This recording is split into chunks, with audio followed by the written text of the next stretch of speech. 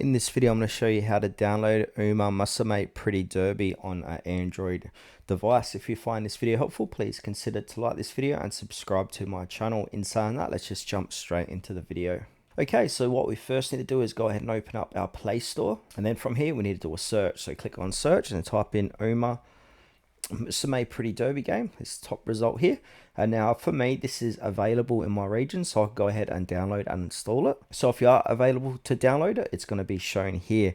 But sometimes that's not always going to be the case. So if you don't see it here, it's due to a number of different things. So the first one is licensing and copyright restrictions. So Umamusume features a real world inspired horse racing elements, including names and designs based on actual Japanese racehorses. Now, because of this, Games, that's the owner of the game, must get separate licensing approval for each region or country. And also some horse names, songs or brands can't be legally used outside of Japan due to copyright and trademark laws. Now the second reason is regional regulations and ratings. So every country has a different game content and gambling regulation, especially for gacha style games like Umamusume. So some countries have stricter rules about loot boxes like Belgium, Netherlands and possibly Australia.